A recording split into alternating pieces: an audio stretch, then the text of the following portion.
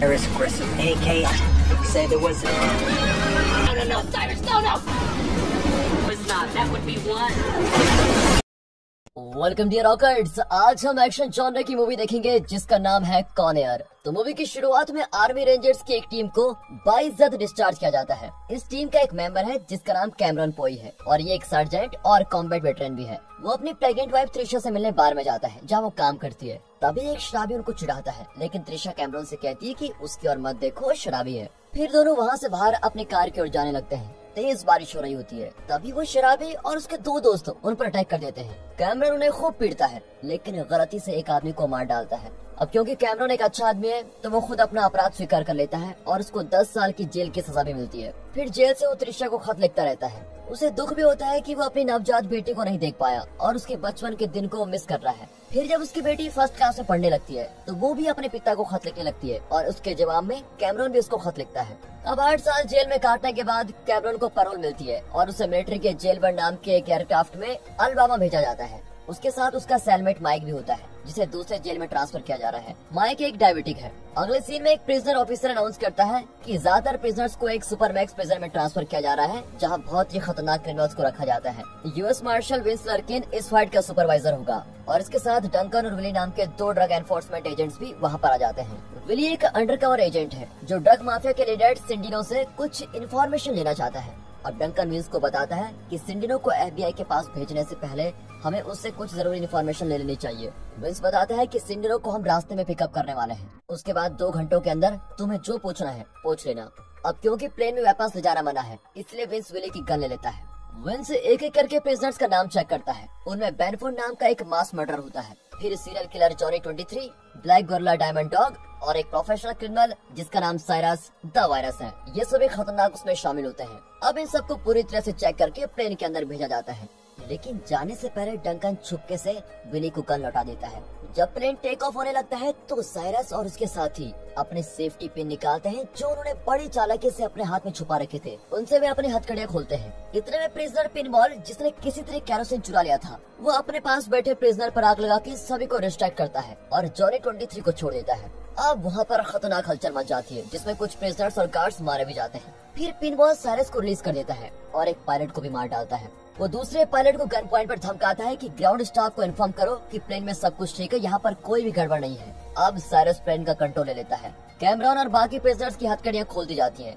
तभी जॉनी 23 सैली नाम की फीमेल गार्ड को असॉल्ट कर रहा होता है। अब ये देखकर कैमरन उसको पकड़कर खूब पीट देता है। अब साइरस प्रिजनर्स को इन्फॉर्म करता है कि स्केड्यूल के मुताबिक प्लेन कैटसन सिटी एयरपोर्ट में लैंड होगा। वहाँ से जो प्रिजनर्स दूसरे प्रिजन में ट्रांसफर हो रहे हैं उन्हें उतारकर दूसरे लोगों को एक ऐसे देश में ले जाया जाएगा जहाँ एक्सट्राडिशन का नियम नहीं है। अब विली अपनी गन निकालकर एक प्रिजनर को पकड़ लेता है। कैमरन उसे गन नीचे करने को कहता है। इसी बीच दूसरा प्रिजनर पीछे से उसको पकड़ने की कोशिश करता है, लेकिन विली उसको शूट कर देता है। अब ये देखकर साइरस विली को मारकर उसकी गन ले लेता है। अब पिनबॉल साइरस को बताता है कि कैटसन सिटी में एक्सचेंज करने के लिए हमारे पास गोरे प्रिजनर्स नहीं है। तभी कैमरन एक्सचेंज होने को तैयार हो जाता है और फैसला करता है कि बाहर जाते ही वो चिल्लाकर ग्राउंड स्टाफ से मदद मांगेगा। अब वहाँ कैलिफोर्निया के प्रिजन में इन सब के सेल्स को छान मारते हैं तो दीवारों को देखकर वे बिल्कुल चौंक जाते हैं। यहाँ प्लेन में कैमरन को पता चलता है कि जो लोग कैटसन सिटी में उतरेंगे उनके मुंह पर टेप लगा दिया जाएगा। वो रियलाइज करता है कि इस तरह से तो वो मदद के लिए चिल्ला भी नहीं पाएगा, इसीलिए वो वहाँ से न उतरने का फैसला करता है।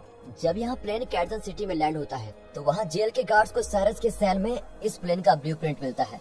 यहाँ इमेज का एक्सचेंज शुरू होता है। ग्राउंड स्टाफ नहीं जानते कि प्रिजनर्स गार्ड्स की यूनिफॉर्म में है और गार्ड्स को जबरदस्ती प्रिजनर्स की ड्रेस पहना दी गई है।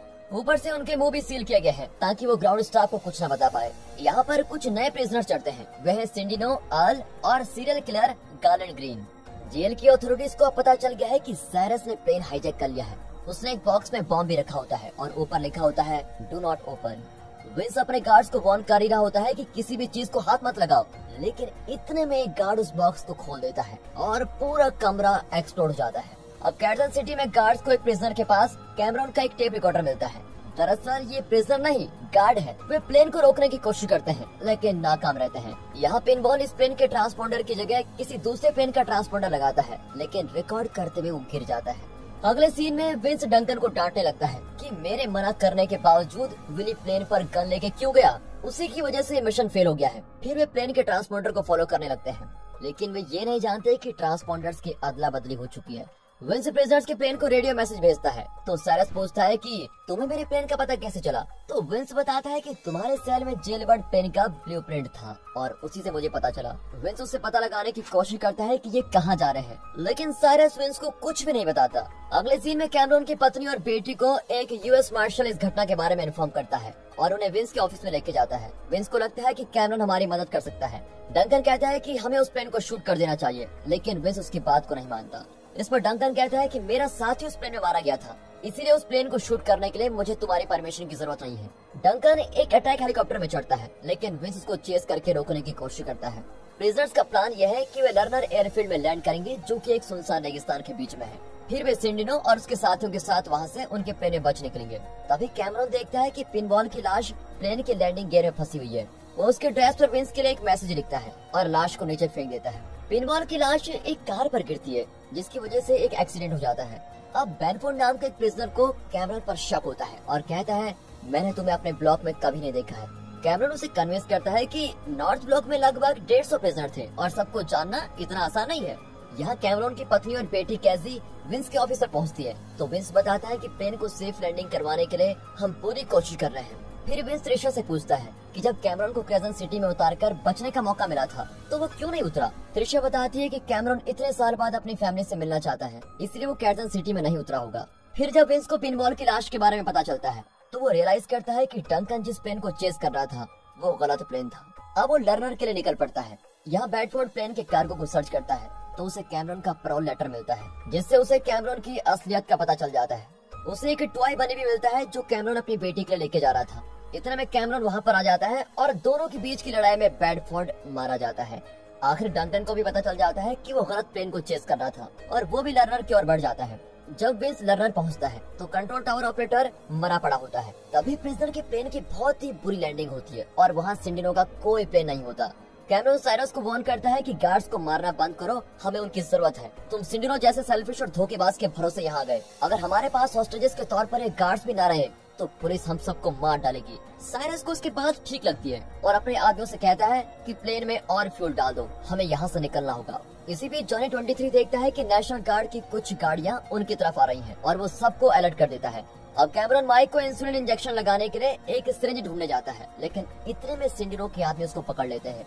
तब विंस भी वहाँ पर आता है और दोनों मिलकर सिंडिनो के आदमियों को मार डालते हैं। तभी सिंडिनो एक सीक्रेट प्राइवेट जेट में बचने की कोशिश करता है, लेकिन विंस उसको रोक लेता है और साइरस उसके प्लेन के फ्यूल में आग लगाकर सिंडिनो को मार डालता है। तब ग्रीन एक छोटी लड़की से मिलता है, लेकिन वो उसको मारना नहीं चाहता।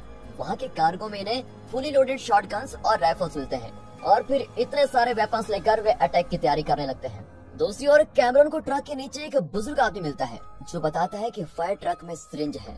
अब जैसे ही नेशनल गार्ड्स वहाँ पर पहुँचते हैं तो इनमेट्स उन पर हमला करने लगते हैं। विंस एक बुलडोजर को शील्ड बनाकर बाकी ट्रूप्स को प्रोटेक्ट करता है। इसी बीच कैमरॉन जॉनी 23 को खूब पीट कर हथकड़ी लगा देता है, क्योंकि वो फिर सारी से गलत बर्ताव करने लगा था।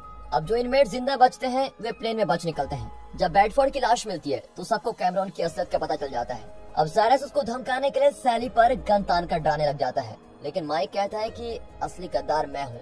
साइरस माइक के पेट में शूट करके कैमरॉन की बेटी का लेटर पढ़ने लगता है। विंस और डंकन अटैक हेलीकॉप्टर में आकर प्लेन के फ्यूल टैंक को डैमेज कर देते हैं। तब कैमरॉन कुछ और प्रिजनर्स को मार डालता है और खुद प्लेन को कंट्रोल करने लगता है। वो आल को ऑर्डर देता है कि मैकलन इंटरनेशनल एयरपोर्ट में लैंड करो, लेकिन इंजन इतने डैमेज हो चुके हैं कि वे लॉस वेगस में क्रैश कर जाते हैं और कुछ प्रिजनर्स वहीं मर जाते हैं। कैमरॉन माइक के लिए मेडिकल स्टाफ को बुलाता है। सैली भी कैमरॉन को थैंक करती है, क्योंकि कैमरॉन ने उसे जॉनी 23 से बचाया था। अब साइरस और उसके 3 साथी फायर ट्रक पर बच निकल रहे होते हैं। यहाँ विंस और कैमरॉन पुलिस मोटरसाइकिल्स पर तेजी से उनका पीछा करते हैं और उनके इस चेज में बहुत कुछ डैमेज हो जाता है। कैमरॉन फायर ट्रक पर चढ़कर साइरस से लड़ने लगता है। विंस भी ट्रक पर चढ़ जाता है और पानी से आल पर अटैक करता है। अब इससे आल ट्रक का कंट्रोल खो देता है और ट्रक कुछ कार से टकरा जाता है और इसी बीच आल स्पॉट पर ही मर जाता है। इस इम्पैक्ट से साइरस एक कंस्ट्रक्शन साइट में जाकर गिरता है, जहाँ उसका कीमा बन जाता है। अगले सीन में डंकन की कार को डैमेज करने के लिए विंस उसे माफी मांगने लगता है और अब कई साल बाद कैमरॉन अपनी पत्नी से और पहली बार अपनी बेटी से मिलता है और उसे पानी देता है। आखिरी में दिखाते हैं कि कैमरॉन के अलावा सिर्फ सीरियल किलर ग्रीन ही जिंदा बचा है और वो एक कसिनो में मजे कर रहा है। और दोस्तों इसी के साथ ये मूवी यहाँ पर खत्म होती है।